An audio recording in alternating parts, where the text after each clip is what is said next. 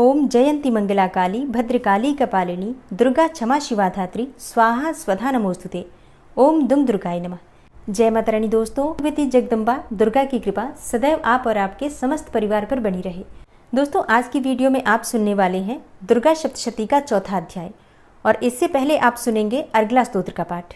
नवरात्रि के तीसरे दिन माँ भगवती दुर्गा के तीसरे स्वरूप माँ चंद्रघंटा की पूजा की जाती है। पूरे भक्तिभाव के साथ माँ भगवती दुर्गा का ध्यान करते हुए सबसे पहले अर्गला स्तोत्र का पाठ सुनेंगे। उसके बाद दुर्गा सप्तशती के चौथे अध्याय का पाठ सुनेंगे। ओम नमः चंडिकायै। माँ चंडिका देवी को नमस्कार है।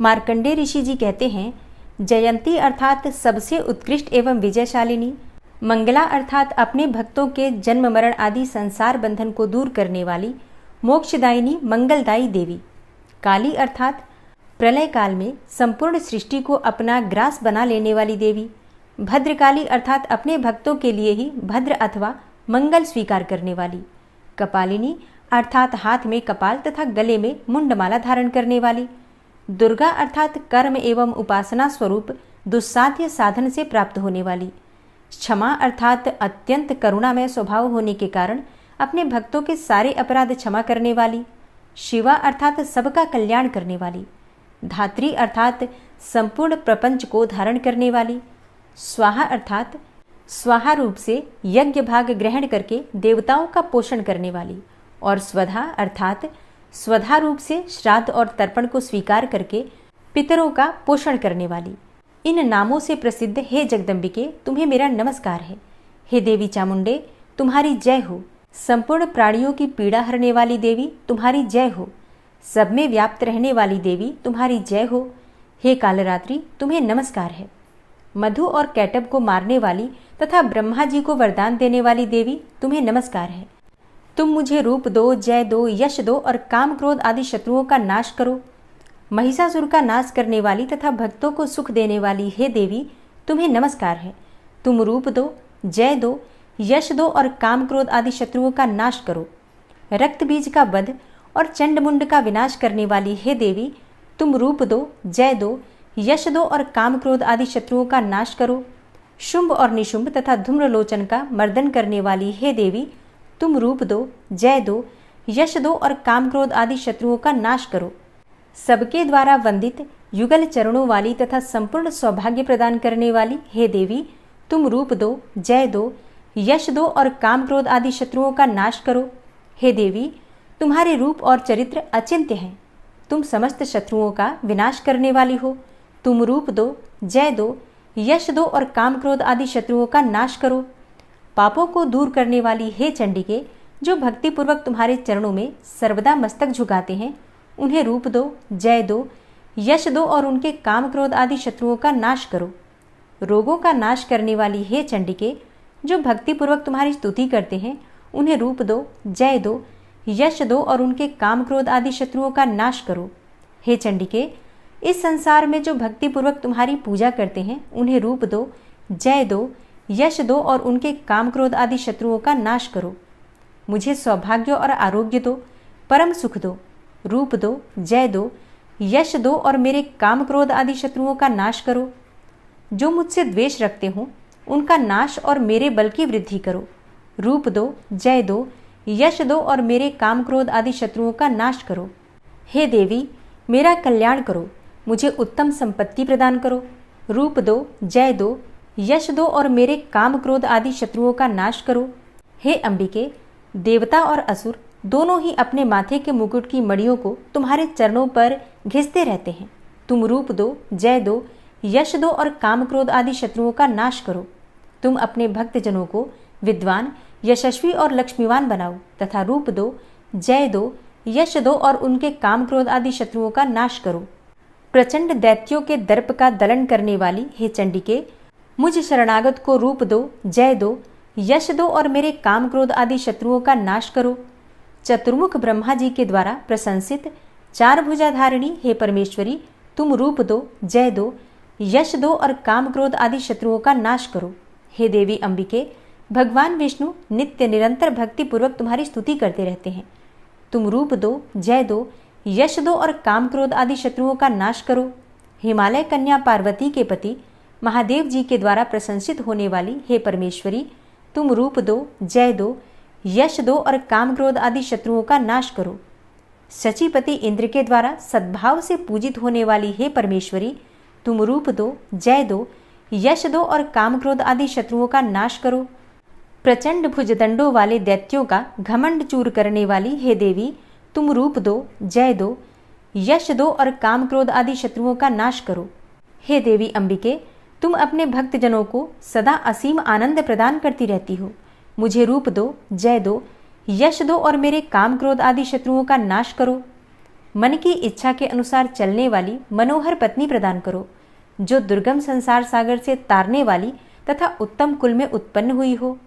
जो मनुष्य इस अर्गला स्तोत्र का पाठ करके सप्तशती रूपी महास्तोत्र का पाठ करता है, वह सप्तशती की जप संख्या से मिलने वाले श्रेष्ठ फल को प्राप्त होता है।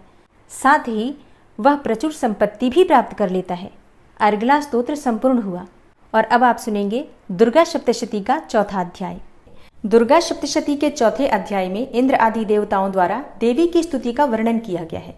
चौथे अध्याय में ऋषि कहते हैं, अत्यंत पराक्रमी दुरात्मा महिषासुर तथा उसके दैत्य सेना के देवी के हाथ से मारे जाने पर इंद्र आदि देवता प्रणाम के लिए गर्दन तथा कंधे झुकाकर उन भगवती दुर्गा का उत्तम वचनों द्वारा स्तवन करने लगे।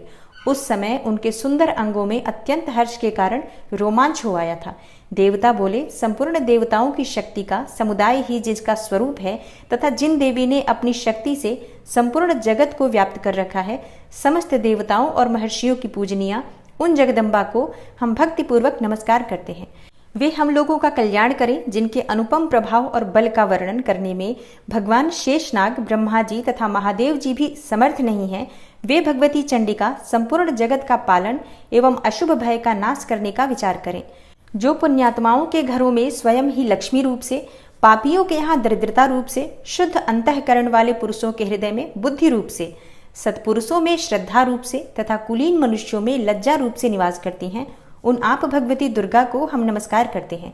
हे देवी, आप संपूर्ण विश्व का पालन कीजिए। हे देवी, आपके इस अचिंत्य रूप का, असुरों का नाश करने वाले भारी पराक्रम का तथा समस्त देवताओं और दैत्यों के समक्ष युद्ध में प्रकट किए हुए आपके अद्भुत चरित्रों का हम किस प्रकार वर्णन करें। आप संपूर्ण जगत की उत्पत्ति में कारण हैं। आप में सत्वगुण, रजोगुण और तमोगुण, ये तीनों गुण मौजूद है, तो भी दोषों के साथ आपका संसर्ग नहीं जान पड़ता। भगवान विष्णु और महादेव जी आदि देवता भी आपका पार नहीं पाते। आप ही सबका आश्रय हैं। यह समस्त जगत आपका अंशभूत है, क्योंकि आप सबकी आदिभूता, अव्याकृता, पराप्रकृति हैं। हे देवी, संपूर्ण यज्ञों में जिसके उच्चारण से सब देवता तृप्ति लाभ करते हैं, वह स्वाहा आप ही हैं। इसके अतिरिक्त आप पितरों की भी तृप्ति का कारण हैं, अतएव सब लोग आपको स्वधा भी कहते हैं। हे देवी, जो मोक्ष की प्राप्ति का साधन है, अचिंत्य महाव्रत स्वरूपा है, समस्त दोषों से रहित, जितेंद्रिय, तत्व को ही सार वस्तु मानने वाले तथा मोक्ष की अभिलाषा रखने वाले मुनिजन जिनका अभ्यास करते हैं, वह भगवती पराविद्या आप ही हैं। आप ही शब्द स्वरूपा हैं। अत्यंत निर्मल ऋग्वेद, यजुर्वेद तथा उद्गीत के मनोहर पदों के पाठ से युक्त सामदेव का भी आधार आप ही हैं। आप देवी, त्रयी, तीनों वेद और भगवती छहों ऐश्वर्यों से युक्त हैं। इस विश्व की उत्पत्ति एवं पालन के लिए आप ही वार्ता, खेती एवं आजीविका के रूप में प्रकट हुई हैं। आप संपूर्ण जगत की घोर पीड़ा का निवास करने वाली हैं। हे देवी, जिससे समस्त शास्त्रों के सार का ज्ञान होता है, वह मेधा शक्ति आप ही हैं। दुर्गम भवसागर से पार उतारने वाली नौका रूप दुर्गा देवी भी आप ही हैं। आपकी कहीं भी आसक्ति नहीं है। कैटभ के शत्रु भगवान विष्णु के वक्षस्थल में एकमात्र निवास करने वाली भगवती लक्ष्मी तथा भगवान चंद्रशेखर द्वारा सम्मानित गौरी देवी भी आप ही हैं। आपका मुख मंद मुस्कान से सुशोभित, निर्मल, पूर्ण चंद्रमा के बिंब का अनुकरण करने वाला और उत्तम सुवर्ण की मनोहर कांति से कमनीय है। तो भी उसे देखकर महिषासुर को क्रोध हुआ और सहसा उसने उन पर प्रहार कर दिया। यह बड़े आश्चर्य की बात है। हे देवी, वही मुख जब क्रोध से युक्त होने पर उदय काल के चंद्रमा की भांति लाल और तनी हुई भौहें होने के कारण विकराल हो उठा, तब उसे देखकर जो महिषासुर के प्राण तुरंत नहीं निकल गए, यह उससे भी बढ़कर आश्चर्य की बात है, क्योंकि क्रोध में भरे हुए यमराज को देखकर भला कौन जीवित रह सकता है। हे देवी, आप प्रसन्न हो। परमात्मा स्वरूपा आपके प्रसन्न होने पर जगत का अभ्युदय होता है और क्रोध में भर जाने पर आप तत्काल ही कितने कुलों का सर्वनाश कर डालती हैं। यह बात अभी अनुभव में आई है, क्योंकि महिषासुर की यह विशाल सेना क्षण भर में आपके कोप से नष्ट हो गई। सदा अभ्युदय करने वाली आप जिन पर प्रसन्न होती हैं वे ही देश में सम्मानित हैं। उन्हीं को धन और यश की प्राप्ति होती है। उन्हीं का धर्म कभी शिथिल नहीं होता तथा वे ही अपने हृष्ट पुष्ट स्त्री पुत्र और भृत्यों के साथ धन्य माने जाते हैं। हे देवी, आपकी ही कृपा से पुण्यात्मा पुरुष प्रतिदिन अत्यंत श्रद्धा पूर्वक सदा सब प्रकार के धर्मानुकूल कर्म करता है और उसके प्रभाव से स्वर्गलोक में जाता है। इसलिए आप तीनों लोकों में निश्चय ही मनोवांछित फल देने वाली हैं। हे माँ दुर्गे, आप स्मरण करने पर सब प्राणियों का भय हर लेती हैं और स्वस्थ पुरुषों द्वारा चिंतन करने पर उन्हें परम कल्याणमयी बुद्धि प्रदान करती हैं। दुख दरिद्रता और भय हरने वाली हे देवी, आपके सिवा दूसरी कौन है जिसका चित्त सबका उपकार करने के लिए सदा ही दयार्द्र रहता हो। हे देवी, इन राक्षसों के मारने से संसार को सुख मिले तथा ये राक्षस चिरकाल तक नरक में रहने के लिए भले ही पाप करते रहे हों, इस समय संग्राम में मृत्यु को प्राप्त होकर स्वर्गलोक में जाएं। निश्चय ही यही सोचकर आप शत्रुओं का वध करती हैं। आप शत्रुओं पर शस्त्रों का प्रहार क्यों करती हैं? समस्त असुरों को दृष्टिपात मात्र से ही भस्म क्यों नहीं कर देती? इसमें एक रहस्य है। ये शत्रु भी हमारे शस्त्रों से पवित्र होकर उत्तम लोकों में जाएं। इस प्रकार उनके प्रति भी आपका विचार अत्यंत उत्तम रहता है।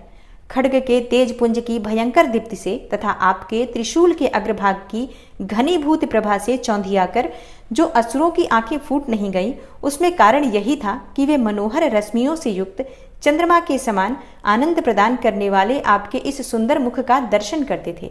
हे देवी, आपका शील दुराचारियों के बुरे बर्ताव को दूर करने वाला है। साथ ही यह रूप ऐसा है जो कभी चिंतन में भी नहीं आ सकता और जिसकी कभी दूसरों से तुलना भी नहीं हो सकती, तथा आपका बल और पराक्रम तो उन दैत्यों का भी नाश करने वाला है जो कभी देवताओं के पराक्रम को भी नष्ट कर चुके थे। इस प्रकार आपने शत्रुओं पर भी अपनी दया ही प्रकट की है। वरदायिनी हे देवी, आपके इस पराक्रम की किसके साथ तुलना हो सकती है तथा शत्रुओं को भय देने वाला एवं अत्यंत मनोहर ऐसा रूप भी आपके सिवा और कहाँ है? हृदय में कृपा और युद्ध में निष्ठुरता, ये दोनों बातें तीनों लोगों के भीतर केवल आप में ही देखी गई हैं। हे मातः, आपने शत्रुओं का नाश करके इस समस्त त्रिलोकी की रक्षा की है। उन शत्रुओं को भी युद्ध भूमि में मारकर स्वर्गलोक में पहुंचाया है तथा उन्मत्त दैत्यों से प्राप्त होने वाले हम लोगों के भय को भी दूर कर दिया है। आपको हमारा नमस्कार है। हे देवी, आप शूल से हमारी रक्षा करें। हे अंबिके, आप खड्ग से भी हमारी रक्षा करें तथा घंटा की ध्वनि और धनुष की टंकार से भी हम लोगों की रक्षा करें। हे चंडिके, पूर्व पश्चिम और दक्षिण दिशा में आप हमारी रक्षा करें तथा हे ईश्वरी, अपने त्रिशूल को घुमाकर आप उत्तर दिशा में भी हमारी रक्षा करें। तीनों लोकों में आपके जो परम सुंदर एवं अत्यंत भयंकर रूप विचरते हैं, उनके द्वारा भी आप हमारी तथा इस भूलोक की रक्षा करें। हे अंबिके, आपके कर पल्लवों में शोभा पाने वाले खड्ग, शूल और गदा आदि जो अस्त्र हों, उन सबके द्वारा आप सब ओर से हम लोगों की रक्षा करें। तब ऋषि कहते हैं, इस प्रकार जब देवताओं ने जगन्माता दुर्गा की स्तुति की और नंदनवन के दिव्य पुष्पों एवं गंध चंदन आदि के द्वारा उनका पूजन किया, फिर सबने मिलकर जब भक्तिपूर्वक दिव्य धूपों की सुगंध निवेदन की, तब देवी ने प्रसन्न वदन होकर प्रणाम करते हुए सब देवताओं से कहा। देवी बोली, देवताओं, तुम सब लोग मुझसे जिस वस्तु की अभिलाषा रखते हो उसे मांगो। देवता बोले, भगवती ने हमारी सब इच्छा पूर्ण कर दी है, अब कुछ भी बाकी नहीं है, क्योंकि हमारा यह शत्रु महिषासुर मारा गया। हे महेश्वरी, इतने पर भी यदि आप हमें और वर देना चाहती हैं, तो हम जब जब आपका स्मरण करें तब तब आप दर्शन देकर हम लोगों के महान संकट दूर कर दिया करें तथा प्रसन्न मुखी अंबिके, जो मनुष्य इन स्तोत्रों द्वारा आपकी स्तुति करे, उसे वित्त, समृद्धि और वैभव देने के साथ ही उसकी धन और स्त्री आदि संपत्ति को भी बढ़ाने के लिए आप सदा हम पर प्रसन्न रहें। ऋषि कहते हैं, हे राजन, देवताओं ने जब अपने तथा जगत के कल्याण के लिए भद्रकाली देवी को इस प्रकार प्रसन्न किया, तब वे तथास्तु कहकर वहीं अंतर्ध्यान हो गई। हे भूपाल, इस प्रकार पूर्व काल में तीनों लोकों का हित चाहने वाली देवी जिस प्रकार देवताओं के शरीरों से प्रकट हुई थी, वह सब कथा मैंने कह सुनाई। अब पुनः देवताओं का उपकार करने वाली वे देवी दुष्ट दैत्यों तथा शुंभ निशुंभ का वध करने एवं सब लोगों की रक्षा करने के लिए गौरी देवी के शरीर से जिस प्रकार प्रकट हुई थी वह सब प्रसंग मेरे मुंह से सुनो, मैं उसका तुमसे यथावत वर्णन करता हूँ। ओम नमः चंडिकायै। इस प्रकार श्री मार्कंडेय पुराण में सावर्णिक मनवंतर की कथा के अंतर्गत देवी महात्म्य में सक्रादि स्तुति नामक चौथा अध्याय पूरा हुआ। दुर्गा सप्तशती का अगला अध्याय आप कल की कथा में सुनेंगे। उम्मीद करती हूँ आज की कथा आपको ज़रूर पसंद आई होगी। अच्छी लगी हो वीडियो तो लाइक ज़रूर कीजिए, और हाँ, आपके लाइक्स, आपके कमेंट्स मेरे लिए बहुत महत्वपूर्ण होते हैं, इसलिए वीडियो को लाइक ज़रूर किया कीजिए और ज़्यादा से ज़्यादा इस वीडियो को अपने फैमिली फ्रेंड्स के साथ शेयर कीजिए। चैनल पर पहली बार आए हैं, अगर अभी तक आपने चैनल को सब्सक्राइब नहीं किया है तो आज की वीडियो अगर आपको अच्छी लगे तो चैनल को सब्सक्राइब करके बेल आइकन को ज़रूर प्रेस कर लीजिए। इससे ये होगा कि इस चैनल पर जो भी नई वीडियो अपलोड होंगी उनकी नोटिफिकेशन आपको सही समय पर प्राप्त होगी। मिलती हूँ मैं आपसे अगली वीडियो में, तब तक के लिए नमस्कार।